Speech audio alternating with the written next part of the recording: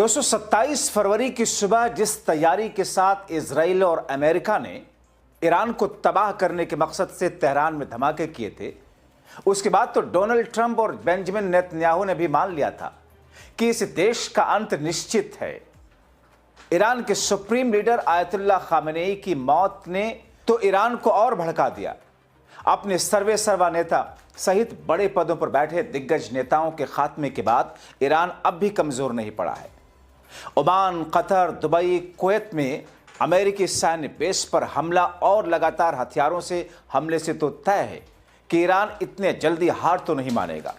इसी बीच ईरान के ड्रोन्स ने अमेरिका और इजराइल को भी परेशान कर दिया, नचा डाला है।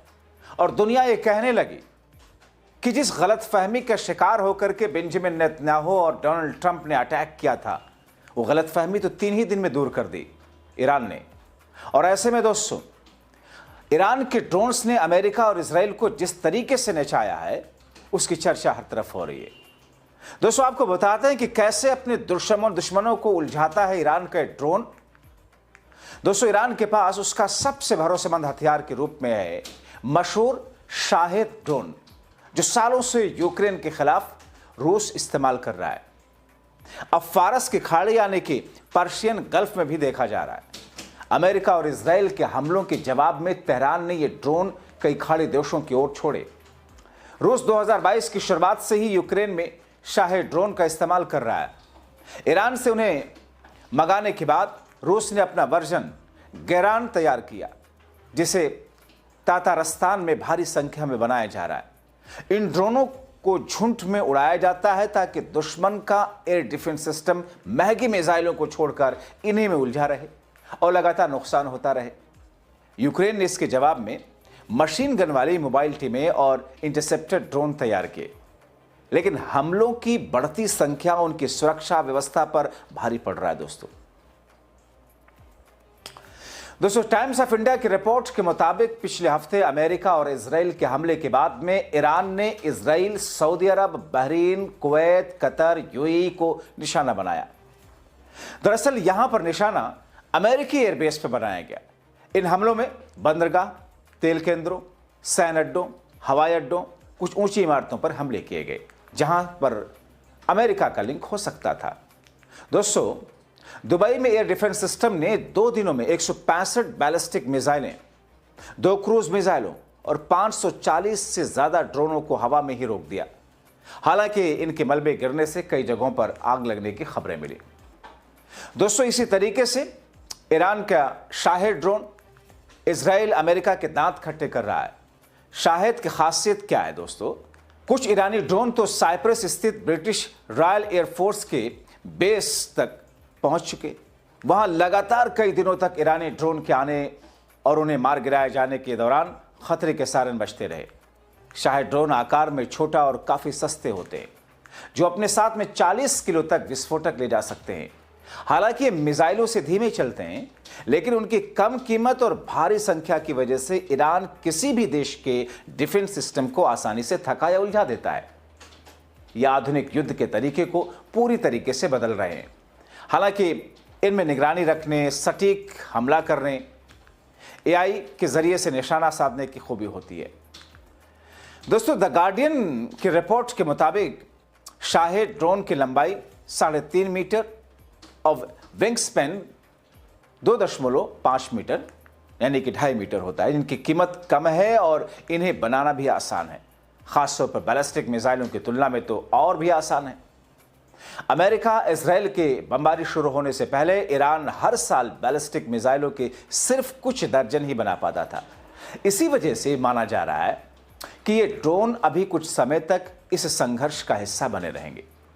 इसी तरीके से ईरान का 1500 से 2000 किलोमीटर रेंज वाली मध्यम दूरी की बैलिस्टिक मिसाइल भी किसी भी जवाबी कार्रवाई को क्षेत्रीय युद्ध में बदलने की क्षमता रखती हैं।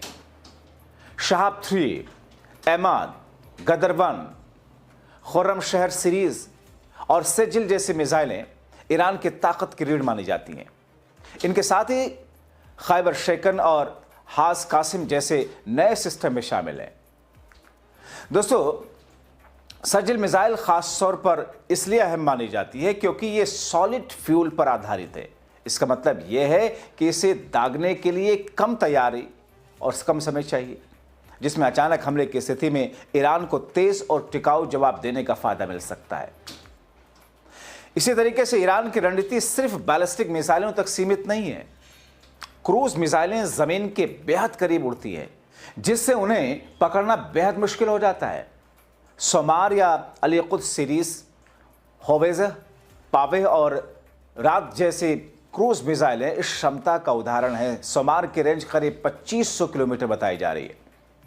दोस्तों, लंबी लड़ाई में सिर्फ मिसाइलों की संख्या ही नहीं, बल्कि उन्हें सुरक्षित रखने की क्षमता भी अहम होती है। ईरान ने वर्षों में भूमिगत सुरंगों, छिपे हुए ठिकानों, सुरक्षित लॉन्च साइट्स का जाल तैयार किया है, जिसे अक्सर मिसाइल सिटी कहा जाता है। इस नेटवर्क की वजह से किसी बड़े शुरुआती हमले के बाद भी ईरान की पूरी मिसाइल क्षमता खत्म करना आसान कतई नहीं होगा।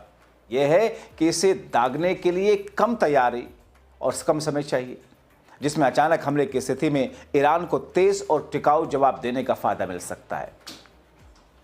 इसी तरीके से ईरान की रणनीति सिर्फ बैलिस्टिक मिसाइलों तक सीमित नहीं है। क्रूज मिसाइलें जमीन के बेहद करीब उड़ती हैं और इलाके की बनावट का फायदा उठाती हैं, जिससे उन्हें पकड़ना बेहद मुश्किल हो जाता है। सोमार या अल कुद्स सीरीज, होवेज़, पावे और रात जैसी क्रूज मिसाइलें इस क्षमता का उदाहरण है। सोमार की रेंज करीब 2500 किलोमीटर बताई जा रही है। दोस्तों, लंबी लड़ाई में सिर्फ मिसाइलों की संख्या ही नहीं, बल्कि उन्हें सुरक्षित रखने की क्षमता भी अहम होती है।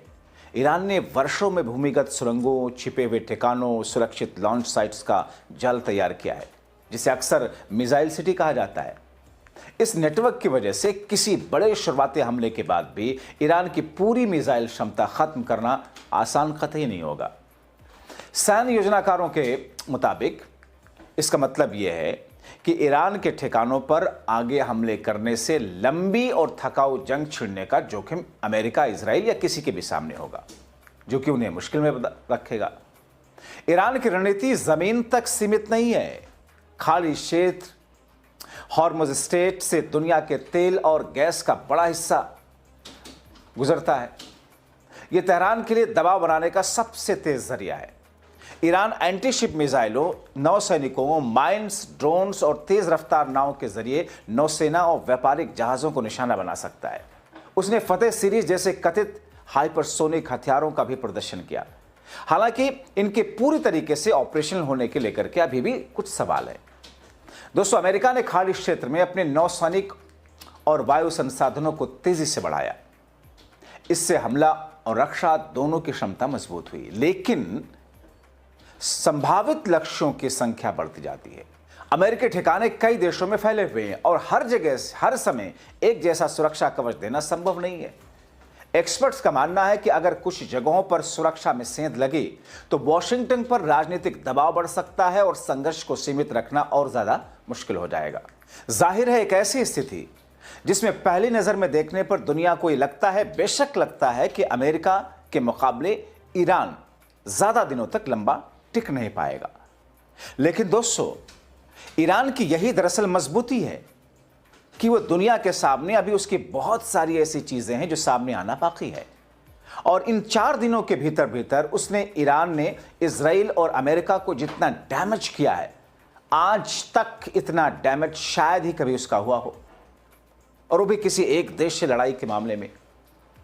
दुनिया ये कह रही थी, राइट विंग्स के लोग ये कह रहे थे, यहां तक कि भारत में भी कई सारे लोग, बहुसंख्यक उत्पाती लोग कुछ कह रहे थे, क्योंकि उनको तो चाहिए कि साहब अमेरिका, इजराइल इस्लामिक कंट्री के लोगों को मार रहे हैं, तो उन्हें न जाने कौन सी एनर्जी और टॉनिक मिल जाती है, वो अपने आप में खुश होने लगते हैं। क्या कहा जाए, गोदी गिद्धों के राज में ऐसे भक्तों के लिए। अब दोस्तों, ये तमाम स्थितियां ऐसी हैं जिन स्थितियों को लेकर के ईरान के जो ड्रोन्स हैं, ईरान की जो मिसाइलें हैं, उसने न सिर्फ दांत खट्टे कर रखे हैं, बल्कि आने वाले दिनों में ईरान के सामने अमेरिका और इजराइल को घुटने तक टेकने देने के संकेत दिखाई दे रहे हैं। ऐसे में दोस्तों, इंतजार करना होगा कि आगे होता क्या है। आप क्या सोचते हैं, अपनी राय कमेंट बॉक्स में जरूर लिखें।